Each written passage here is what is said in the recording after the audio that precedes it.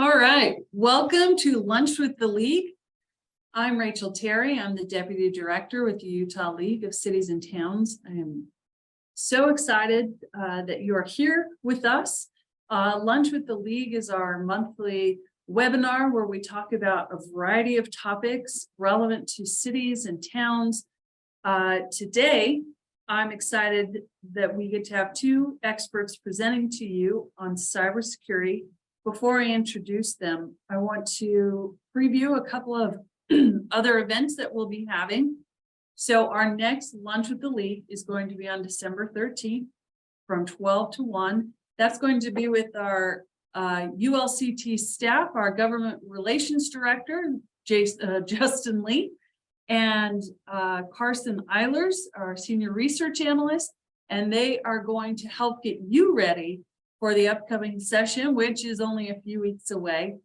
They're going to explain how to use the websites, the legislative websites, so you can track bills, participate, or even just watch committee hearings remotely.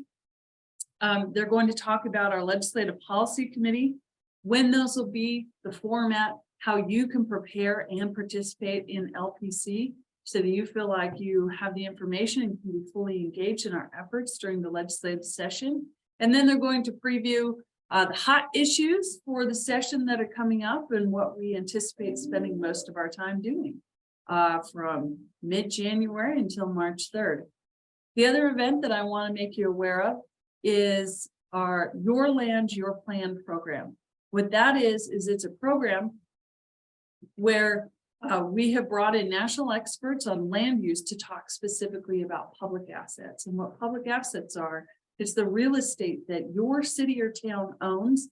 These experts, Urban 3 and Strong Towns, are going to talk about how you can use those assets to improve the health of your community and your fiscal stability. Things like, if you've got a piece of property and someone wants to come buy it from you, is your best option to buy it? Or are there other options? And what I'll tell you, the preview is there are other options where there could be long-term leases, you can collaborate, you can combine, you can swap. There's all kinds of things to benefit your community. I am going to put the link to where you can find the registration for that on our chat. And then, of course, we have LPC coming up on December 12th. If you have any questions about any of the events coming up, you can reach out to me, Rachel Terry, at rterry@ulct.org. You can reach out to Angela Adam here at the League, and we'd be happy to help you however we can. So let's jump into our main event today, and that is cybersecurity. We are fortunate to have two experts in this field. We have Eric Jensen.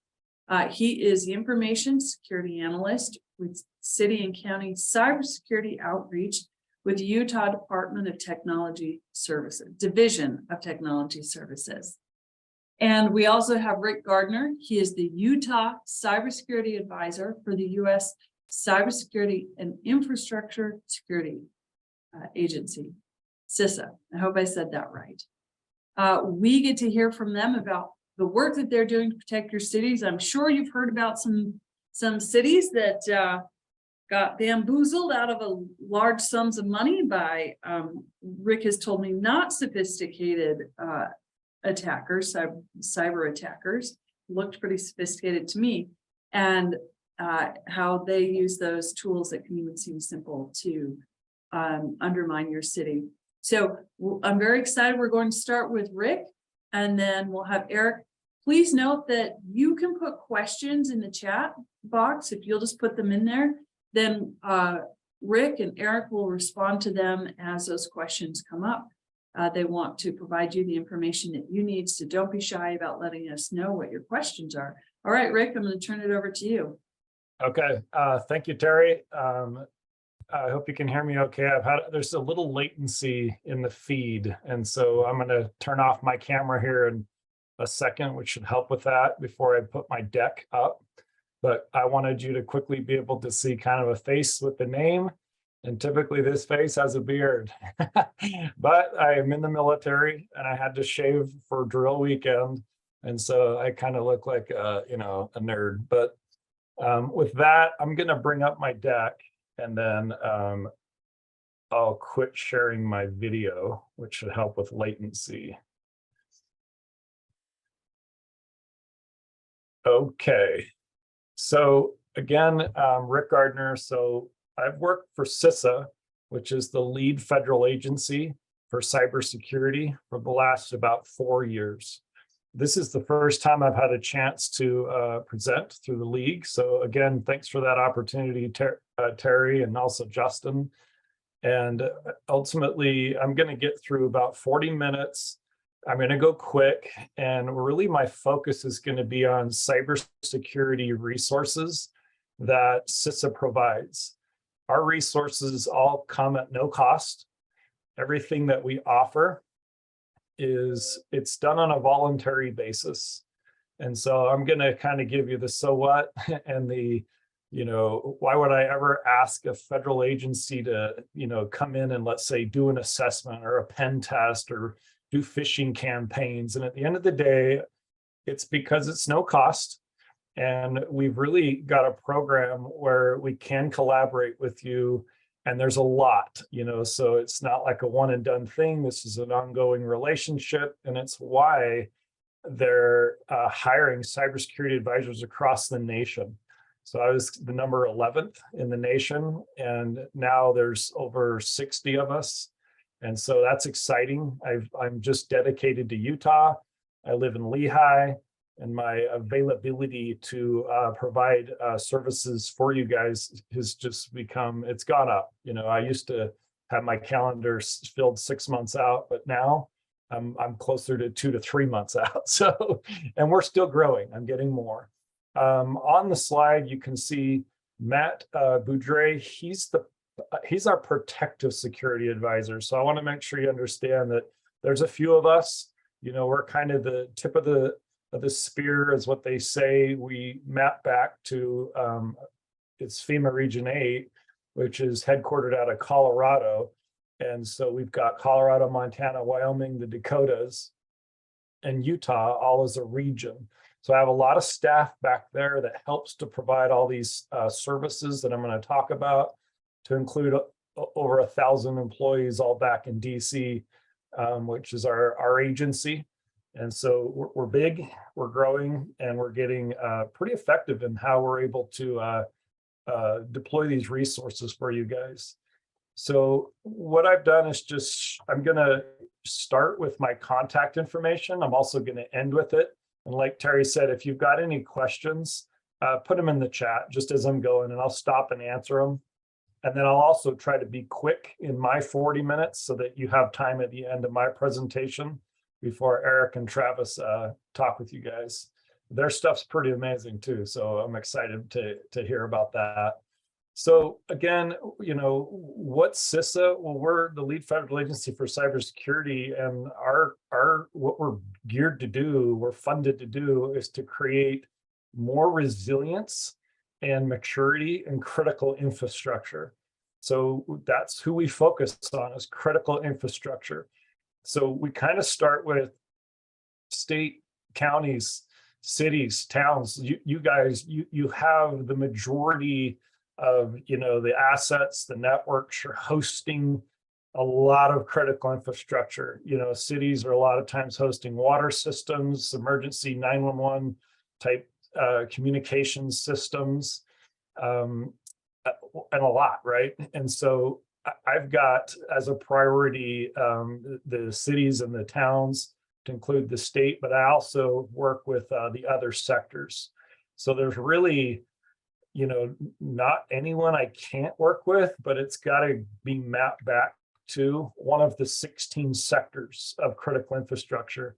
And again, it's the cities and the towns. That's you guys. So you're very high priority for me in my mission.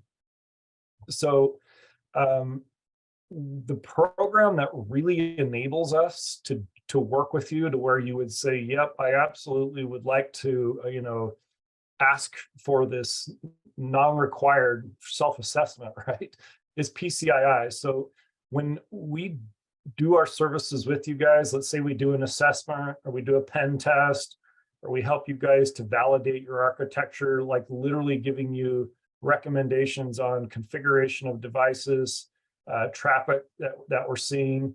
It comes in, reports that go through a PCI program. So they're in a database, they're entered in, they get a PCI registration number, and it protects that information from being FOIA'd, GRAMA'd, being used against you in civil litigation. It's really for just you. So typically the individual that signs the PCI agreement, it's the individual that's going to get the report. So when I leave and I send back the report and it identifies a lot of risk areas, gaps, opportunities for improvement, it's a lot of times the CIO, the CISO, sometimes a risk manager, emergency manager, individuals that are responsible for the risk, the identified opportunity or vulnerability, and creating that mitigation plan to to mitigate it, to improve it, to harden it, right? So like I kind of already addressed, we're really booming. So 4 years ago, there was only 11 of the cybersecurity advisors. This is all of them now. So I just wanted to show you that. I'm the Utah Cybersecurity Advisor.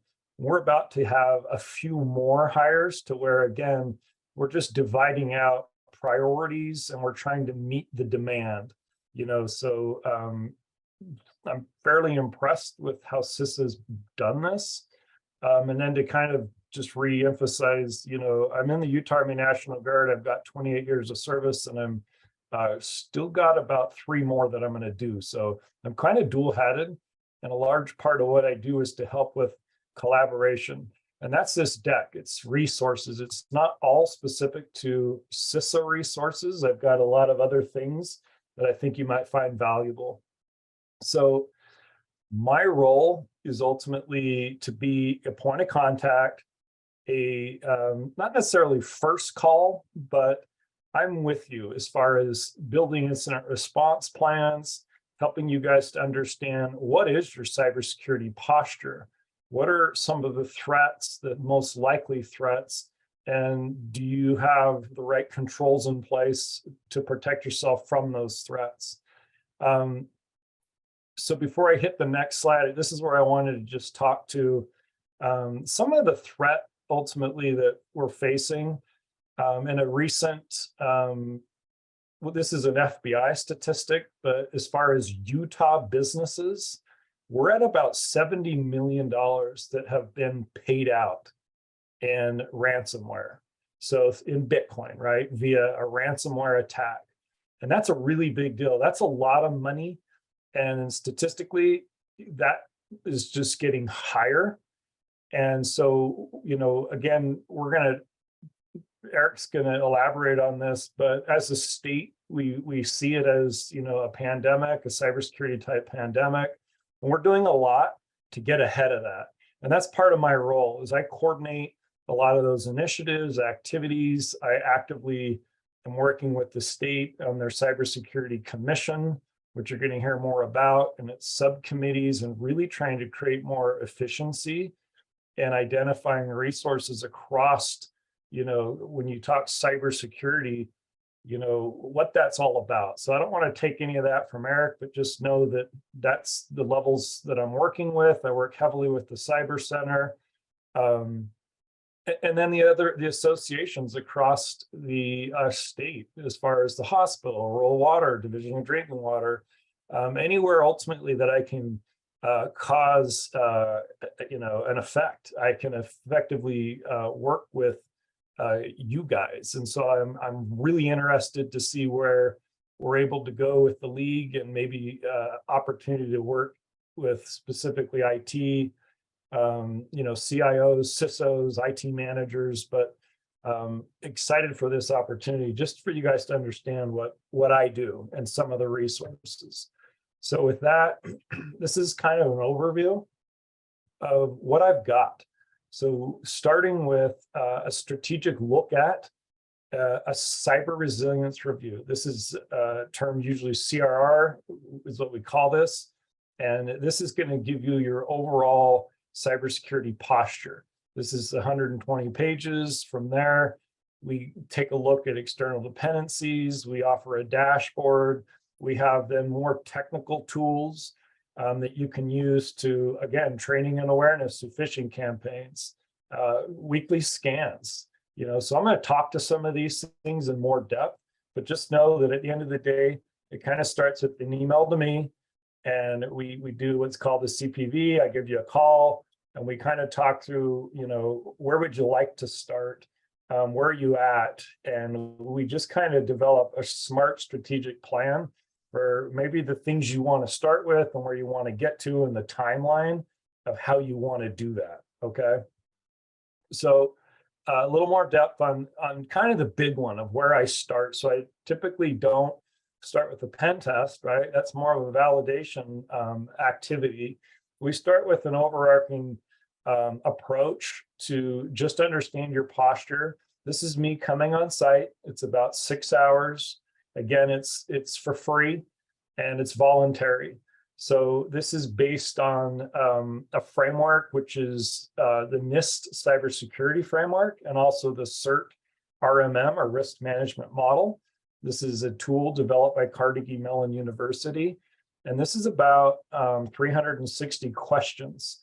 And the way that they're organized is the 10 domains mapping back to the NIST cybersecurity framework. So we look at, assets, and are they inventoried? How are they managed? And when we say assets, this includes people, information, technology, and facilities. And so with that, we kind of have a starting point, and then we go on to how they're, configured. Do we have baseline images? Are they, how do we handle change in your organizations? And then we kind of get into more of the meat and potatoes and the controls as far as encryption, segmentation, least privilege, all of the basic cybersecurity controls, which really help you to manage a lot of that outside threat. So those are the domains. We go through these in about 360 questions. And really what it's after is getting after, do you have maturity indicator level 1? Are you performing best business practices to basically protect your networks, to have some resiliency and maturity in your operations? Okay, and then it goes into a question set after each one of these domains to ask, do you do things according to a documented policy, a plan, checklist? Is there repeatability in your processes? And this becomes pretty important. There's a lot of turnover traditionally, right, in IT, especially in the last 10 years. IT, we're kind of a mecca out here in Utah. And so when we lose our rock stars, the ninjas that are doing, server management and working the firewalls, and they leave, what do they leave behind? Is there any documentation, anything that's repeatable so that there's not risk back to the city, right, when we lose somebody? So that's what it's all about. And then we have a question set that goes through MIL 3, and that's just kind of oversight and management. And then some of the metrics, and I'm going to give you back a tool if you're interested for the measurement piece. And then is it defined across the organization? So that's how that's worked. This comes in about 120-page report. Again, it's PCI. It'll be only given to the individual that signs the PCI report. There's no attribution. I'm not reporting this out to anyone anywhere. This doesn't, I'm not reporting back to the Cyber Center or the governor or the Homeland Security Advisor that I just worked with this city and this is what I saw and this is some of the gaps. There's none of that. There's no attribution. There's no collection by the government of, back down to, the technologies that you're using and the vulnerabilities that we have here in Utah. That's not how this works. Okay. So this is supposed to really help you guys to understand your posture and direct resources, direct, initiatives, time, priorities to effectively improving your posture. So that's what this is all about. So it's pretty effective.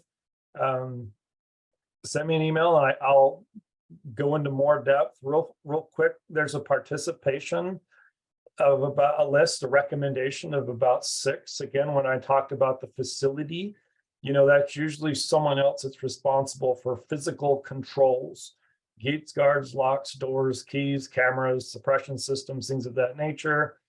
Recommend they participate. There's a contracting piece, right? When we talk external dependency. And so boilerplate contract language is getting those individuals involved, to include risk managers. And we have questions regarding incident response and continuity. So recommend, again, when you're interested, if you're interested, I'll give you a PDF and it's going to show you the recommended participants. And we'll talk about that when we do the CPV or the protective visit, okay? Which is usually just over the phone and doesn't take long, okay? So Rick, with that. Rick, there's a couple of questions. Yep. Well, my question is, before I ask Robert's question is, what is a pen test? So just in case there are people on here who don't know what that is, what's a pen test? And Robert asked, is the questionnaire free, and are the pen tests and phishing campaigns free? They're all for free, and I'm going to go into more depth in each one of those assessments. Those are in my slide deck. So I just kind of introduced those as overall strategic approach, but now I'm going into a little more detail about each one of those assessments. So everything is for free. And when we talk about pen testing, there's multiple types. So again, I've got a slide, so just give me another about 10 and we're going to hit that. So moving from, your network and what we target when we do the CRR, right? What are your practices as far as, security and compliance and equipment and background checks and, everything you're doing to keep your networks, available and confidential and secure and hardened. Do we include those controls when we, when we create contracts and we allow vendors and third parties to help, right? So when they're remoting in, when they're coming into our facilities, when they're providing services, it's really taking our boilerplate contract language that, has historically been used with the vendors. And this assessment asks, do you include those same controls with the vendors? And so again, for free, this is about 2 hours and you're going to get back reports. And at the end of the day, that's it. You're going to take, what you're probably currently doing for boilerplate contract language. And we're giving you back, several pages of opportunities, recommendations for improving those contracts, because it's going to recommend cybersecurity controls be included with the vendor. And a prime example of that is if you guys have a TA compliance if you're requiring no foreign components on your networks in the city, are you ensuring that your vendors don't? It's really, they're bypassing all the layered defense when we allow them in, and they have components that have vulnerabilities. So there's just a whole bunch of them. I think you'll really appreciate this one. It's pretty straightforward and it's quick. It's a couple hours. So again, once you have your as-is cybersecurity posture, if you're wanting a tool to manage it, this is the opportunity to have a dashboard created. So again, no cost. I come on site. This one's only about 4 hours, but I help you to create a dashboard of, look, here's my posture. Here's what we have. And again, it maps all back to the NIST cybersecurity framework, and you put in your controls and you now have at your fingertips. This is my current posture, so that as you're making improvements, they can be tracked. It's cool because it also shows you how you compare to others in your same sector. I love that, because at the end of the day, my experience and what you're going to get a lot of recommendation from me to include NIST, we're not up trying to be, the military, DOD, Fort Knox. We're trying to be a city, right? And you're trying to secure yourself accordingly with limited resources and, limited staffing. And, But at the end of the day, we're trying to do it smartly with a purpose, ensuring that the highest, most likely threats, and again, I kind of brought up ransomware because of that $70 million number, and that's Utah alone, and that should cause some concern.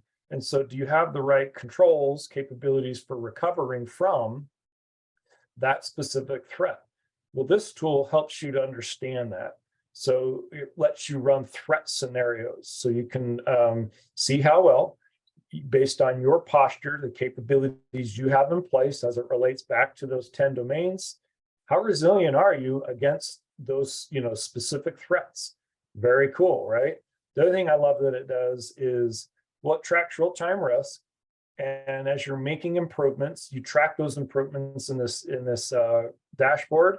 And so you can run reports that show how, for instance, when you've invested in your network, let's say you segment a portion of your network, or you add encryption capability, or you're now performing background checks, whatever, right?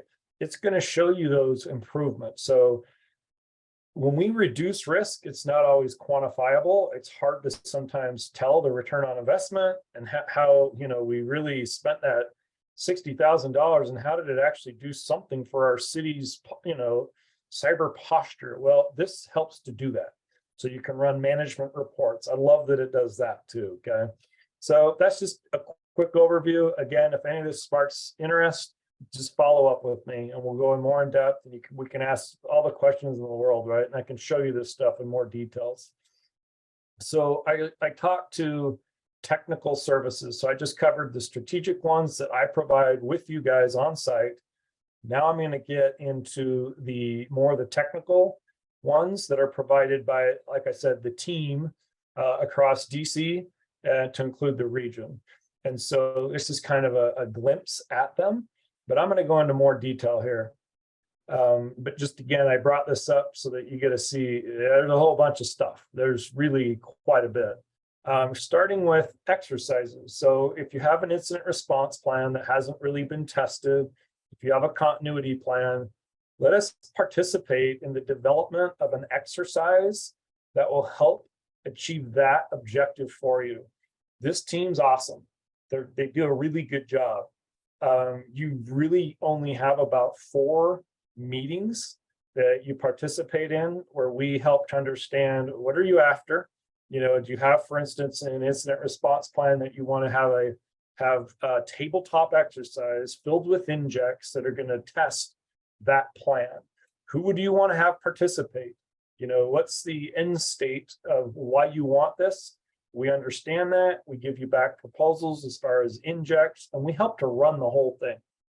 We talk, we facilitate, and you'll appreciate the transparency that it creates across, for instance, the city, and what things, how it will be potentially when you do go through a ransomware event, when you have a large scale incident that takes down the network or disables a system. So bottom line, really solid team, great opportunity. We have a team that does malware analysis. If you guys get hit with something that you're not sure what it is, give us, we're here to help and help you understand, maybe again, I'm going to go back to ransomware, the variant. We have white papers typically on all this stuff. You're not going to have been the first to have witnessed or, gone through an event of whatever you're dealing with. And so this team does that malware analysis for you, okay? Everything has a timeline. So I put this in to just help manage expectations. There's things you guys asked about the pen test. There's the RVA, which is kind of the real big assessment that we do at the very end. And I'm going to talk about that in more detail. But bottom line, everything has a timeline. Some things I can get to you within a few, even I'd say 30 days at this point. Other things are 3 months. Other things are an entire year. Okay, so again, I'm your point of contact. I'll help to rack and stack what you want, create the priority, and manage some expectations and work on the things leading up to these different assessments and activities that you're requesting. Okay, so right off the bat, kind of the no-brainer is the vulnerability scanning. So pretty quickly we can get these set up for you. So this is a scan of your external facing devices, okay? We use a tool called Nessus, and ultimately it's assessing operating systems and vulnerabilities on any devices that are facing, public, that are, threat actors have an opportunity to have access to. So let us scan with you, for you, in conjunction with you. A lot of times this is a contracted service or you're doing it for yourself, but this tool takes some configuring. And so it's partly a validation that your tool, the vendor you maybe have doing this for you, it's tuned correctly. And we're not picking up, critical, high, medium, low vulnerabilities that maybe they missed. Kind of a no-brainer, and that's for free. Web application scanning, again, it's similar. And this is really us looking at web applications and how they're being hosted. And we're trying to identify any potential, surfaces, weaknesses in configuration and overall risk of your web applications, okay? So they kind of go hand in hand with the SciHi or vulnerability scanning. So again, another service that we can get, we can have that going pretty quickly for you if you're interested.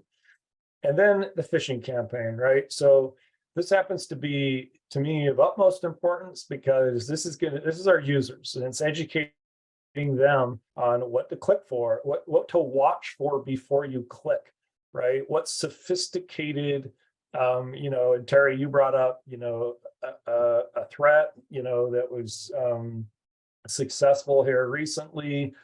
But look, that's one of a lot, okay? So part of my job is working across this whole state.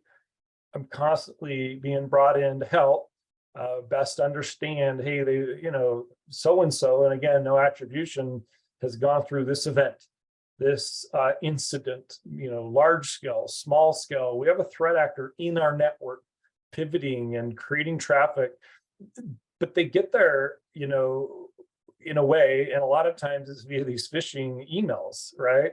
And this is the prime method for typically how ransomware is delivered. It's users clicking, right? So I'm not probably teaching this to anyone that doesn't already know this, but we have a tool that can help you guys understand how effective your users have currently been trained. It creates awareness.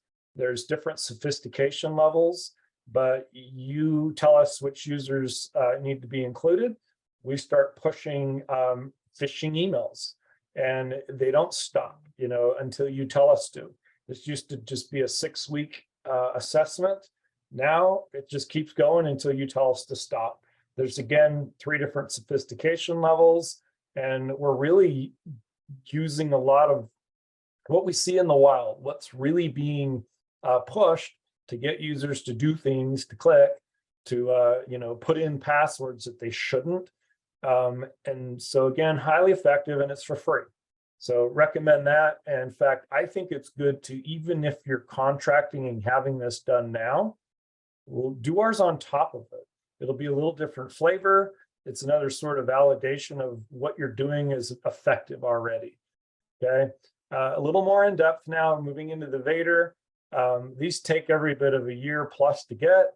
They're not easy. However, when we get one, this is in depth, okay? So it's an evaluation of your architecture. These guys are looking at defense in depth. Are you missing something? Is something misconfigured?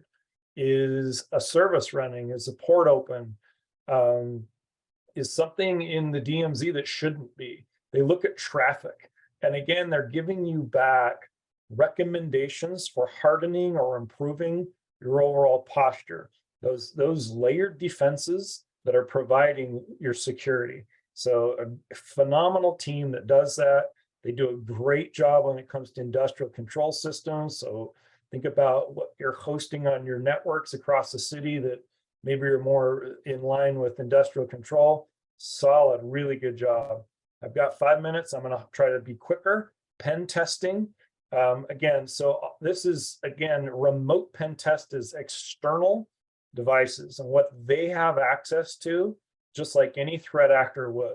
And so they're ultimately trying to look at what is external facing and are there any vulnerabilities that they can exploit? And that's what they're doing. So they're going across kind of what they say your attack surface, right? Just the same way any threat actor would, and looking for what can they exploit? What is misconfigured? What can they do to get in your network?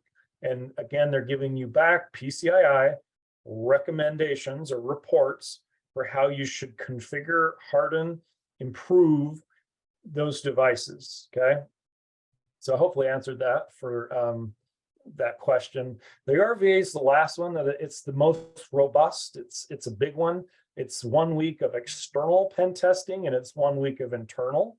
This is but done, again, starting off site for a whole week. And here's what they are doing. They're doing scanning. They're doing pen testing. They're doing social engineering. When they get on site, they're doing wireless discovery. They're trying to pivot from, let's say, an open Wi-Fi network that's available to the public to the corporate network. They're looking at web applications. This is kind of where it's the big one. This is very expensive to get typically this type of assessment via contract. We do it for free, but not everyone's going to get this thing, and it's going to take, every bit of a year before it's available.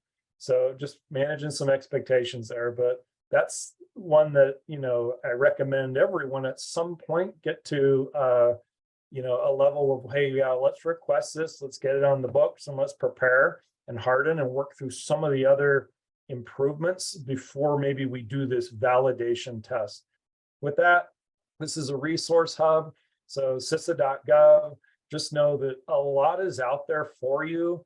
I'm not going to belabor this because I don't have many more minutes, and I think there's probably some questions, but we've got all kinds of stuff being pushed, okay? We've got alerts, we've got bulletins, we've got different activities that need to be talked about, discussed. We got 5G strategy stuff. We've got known exploited vulnerability catalogs. It all is here in the resource hub.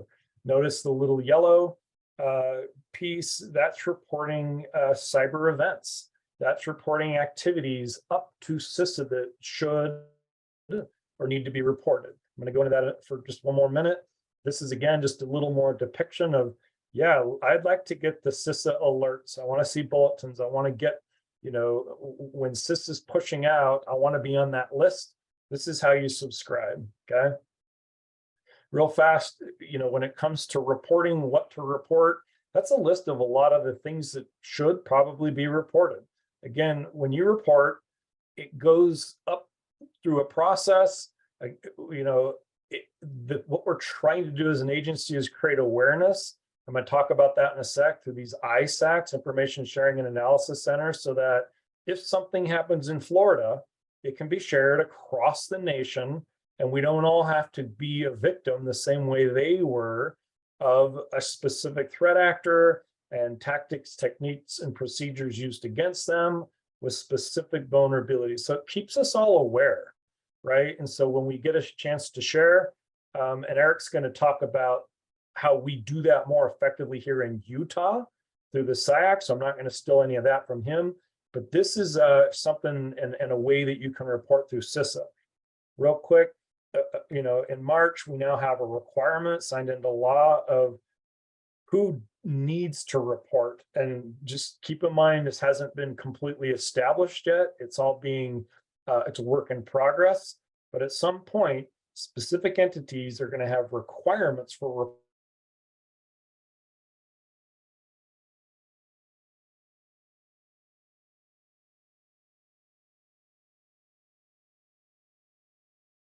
reporting. So I bring that up just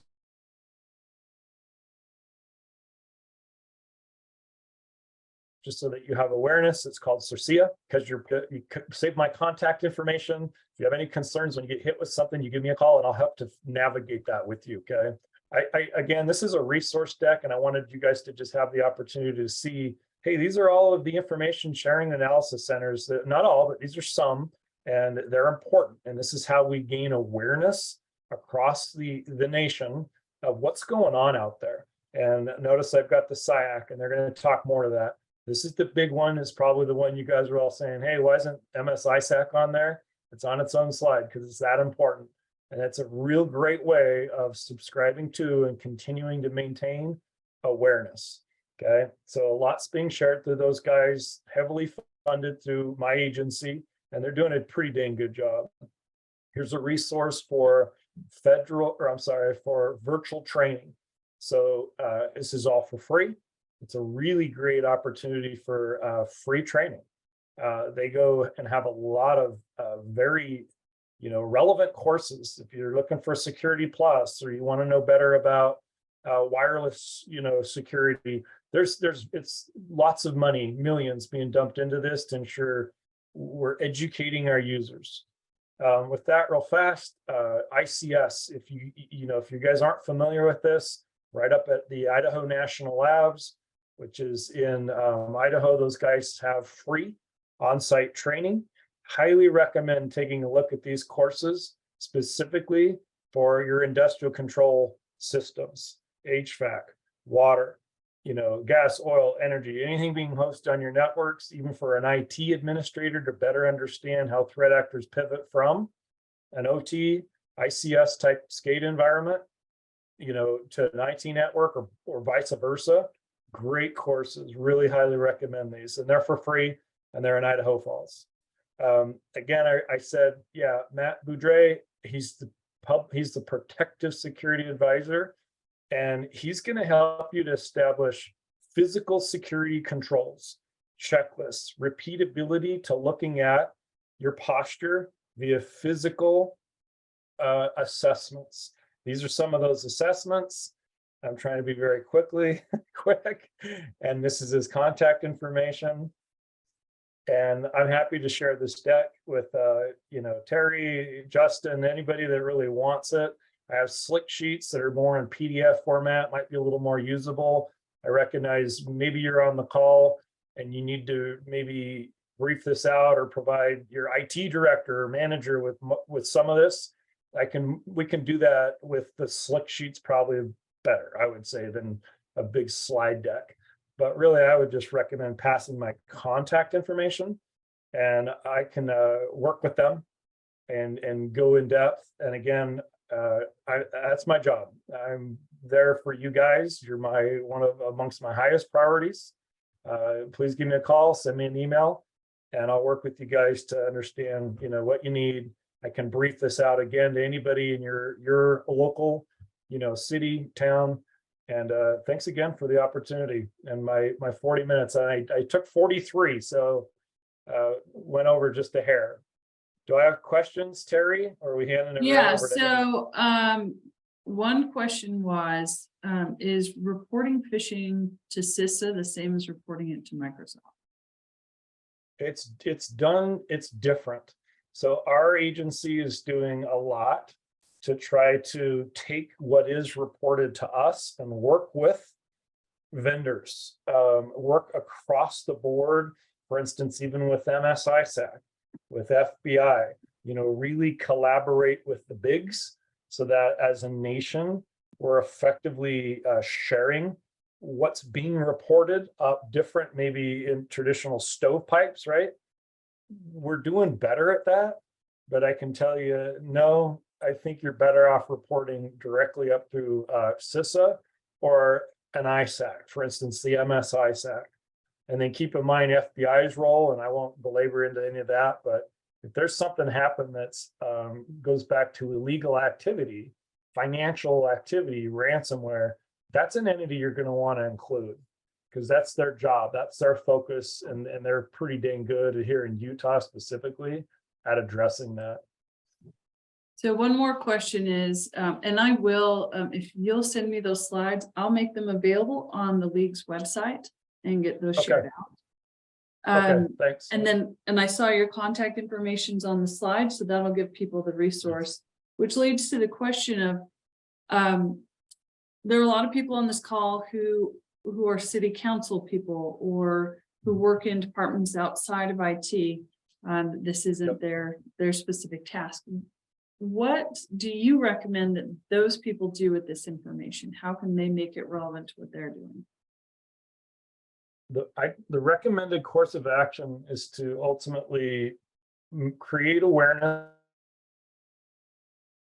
with the IT staff of the resources available of our agency. And my role is this Utah Cybersecurity Advisor. And what typically happens from there is we do a little, another meeting to where we create that awareness across the board and get buy-in from the IT director and from maybe commissioners and a risk manager and others that would be interested in understanding. I get having the government just come in. It's kind of big, it's like there's concern. And so when they get the chance to better understand the approach, the assessment, PCII, passing my information, let me get that buy-in and brief that out. There's usually not a lot of hesitation to, start this, again, relationship, this collaboration, that it's not a one and done, it's for years to come. Thank you. Yep. All right, Eric.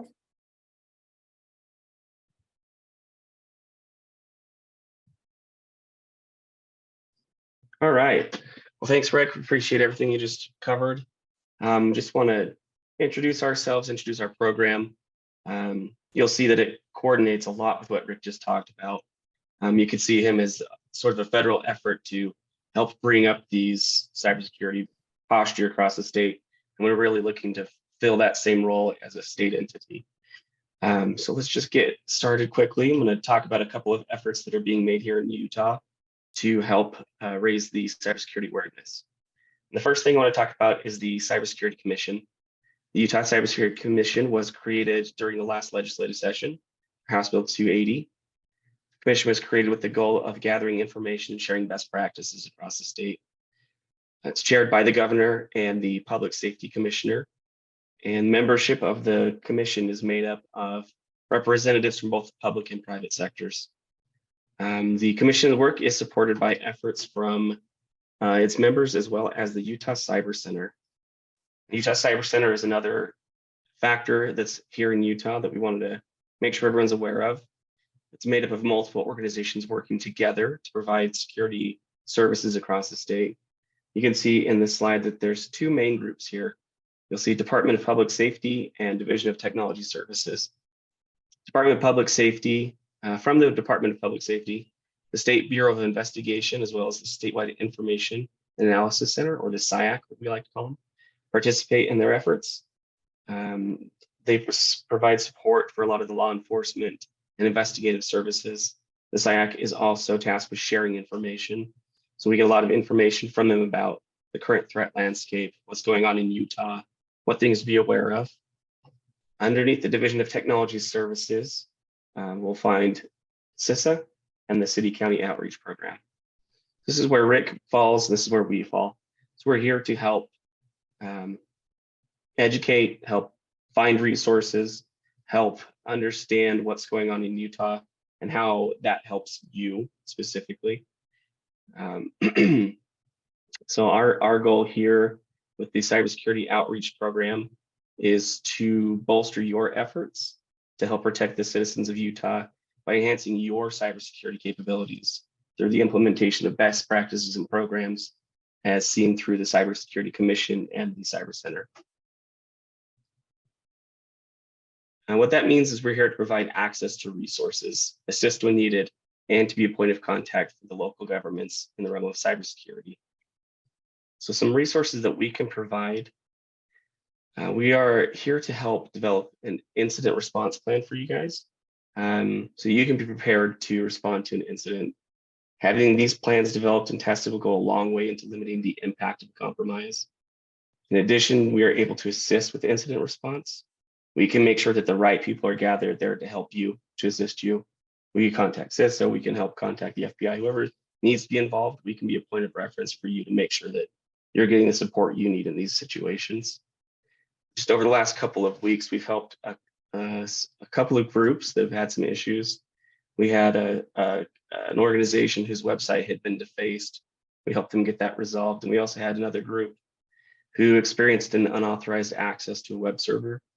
We were able to help them get in contact with the right people, make sure they had the support they needed to resolve the issue. and stop it from progressing to being something worse. We facilitate cybersecurity training. Currently, we're hosting cybersecurity certification trainings for IT personnel from counties, cities, and school districts. We're also picking up the bill for these courses as well as covering the cost for the vouchers to take the certification tests. We've had a lot of interest in these training programs and plan to continue to offering them. If you're interested, please reach out to us. I'll have our information, our contact information here at the end as well. IT professionals obviously are not the only people who need training in cybersecurity. We also can assist with security awareness training for all members of your organization. Raising awareness can make a significant difference in your people's ability to spot malicious emails. I really see one of our biggest roles here is our ability to help get you in touch with the right resources. So Rick has talked a lot about the cybersecurity resilience assessment, the phishing campaigns that they offer. We're here to help you get in contact with the right people so that you can get those free resources. So moving on, familiar with many of the standard cybersecurity frameworks and can give guidance in applying these to your organizations. You'll see that we leverage CISA a lot for these services. We can also provide consulting services in the form of configuration guidance and product recommendations. If your organization is looking for an EDR solution to help protect your endpoints, we can give recommendations on different vendors, different areas to look for, and guidance into who we know does a good job, who we know offers good pricing, and help with those product recommendations. Finally, we are tasked with securing funding through grants, legislature, and a hardware donation program that's in development. Now that you've got a little bit better understanding of what we're doing and how we're trying to help, I'd like to discuss a specific program that we're working on right now that we're pretty excited about. This is the State and Local Cybersecurity Grant Program. The SLCGP is funded through the Infrastructure Investment and Jobs Act and enables the DHS to make targeted investments in protecting cyberspace and critical infrastructure. In Utah, what this means is we're going to participate in this grant program. It's a 4-year program, and the distribution of funds over the next 4 years should total to about $13 million. And this money is dedicated to state and local governments. The SLCGP has 4 main objectives. First, governance and planning. Develop and establish appropriate governance structures as well as plans to improve capabilities to respond to cybersecurity incidents and ensure continuity of operations. 2, assessment and evaluation. Identify areas for improvement in state and local government cybersecurity posture based on continuous testing, evaluation, structured assessments. 3, mitigation. Implement security protections commensurate with risk as identified in objectives 1 and 2. Using best practices as described in the grant NOFO. And 4, workforce development. Ensure organization personnel are appropriately trained in cybersecurity, commensurate with their responsibilities as suggested in the National Initiative for Cybersecurity Education. So see, these grant objectives align a lot with what Rick's been talking about and the objectives of the Cybersecurity Outreach program that we're heading.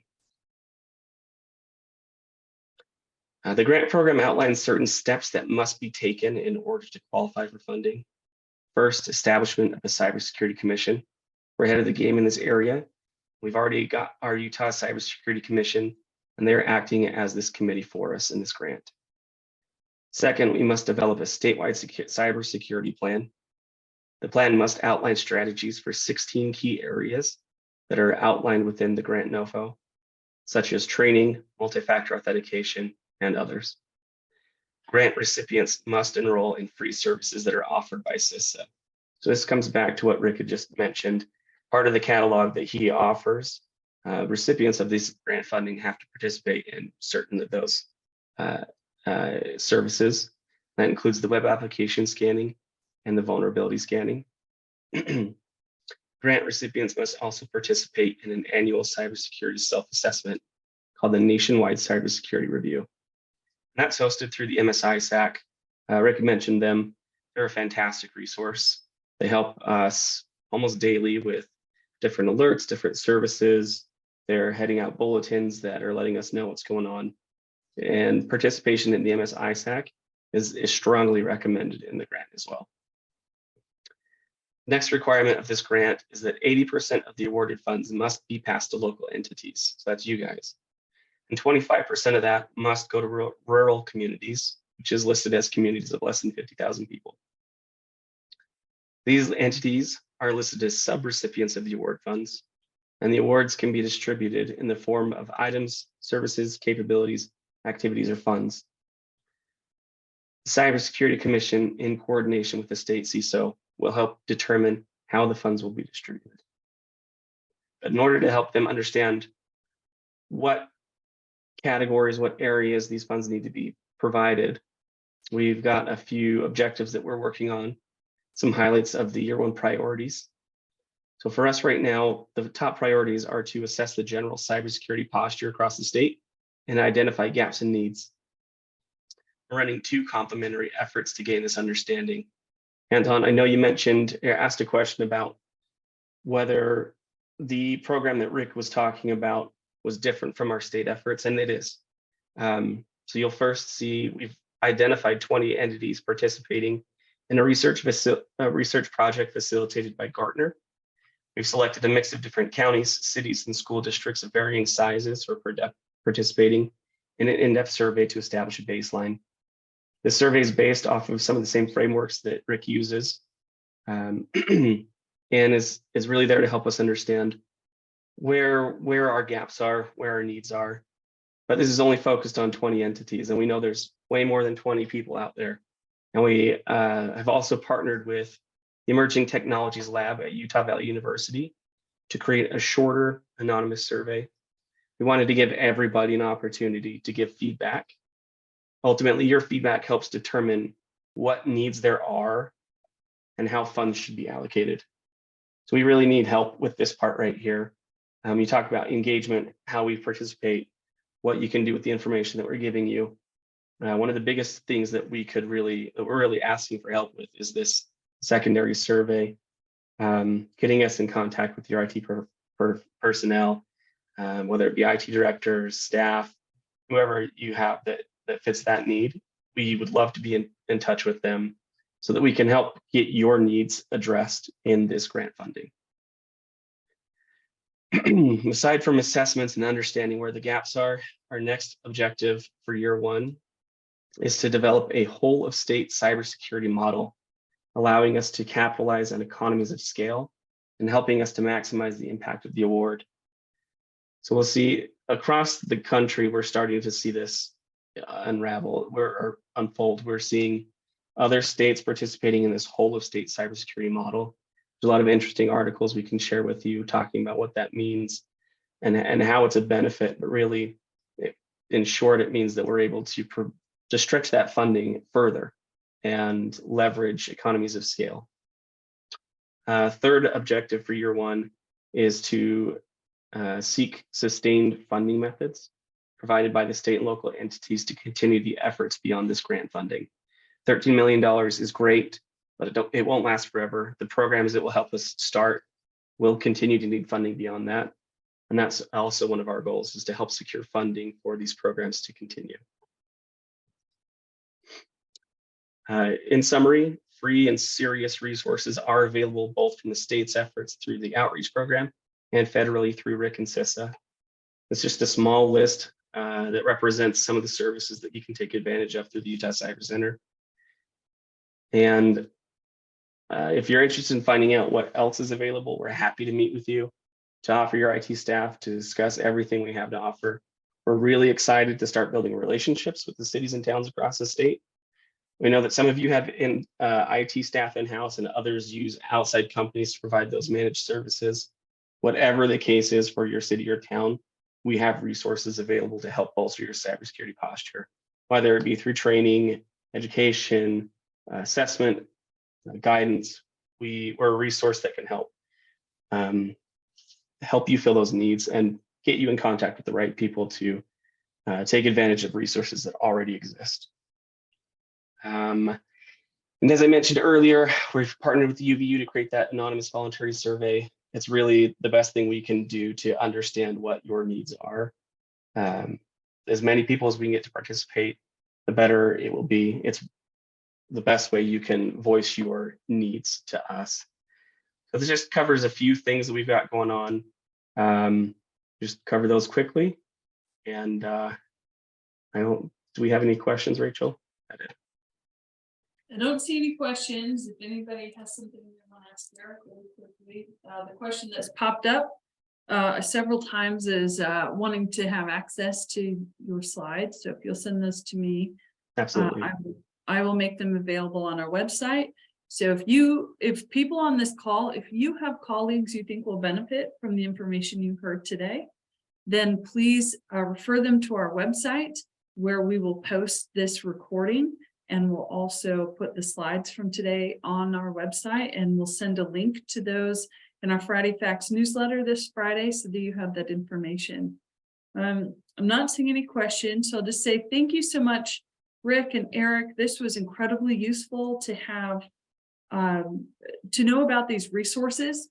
This is huge, and I hope that every city who is represented on this call today will learn more about what's available and get in touch with Eric and Rick soon. So thank you very much for being here today. We hope to see you on the 13th to hear from Justin Lee and Carson Eilers on how to get ready for the session. Thank you so much and have a good afternoon.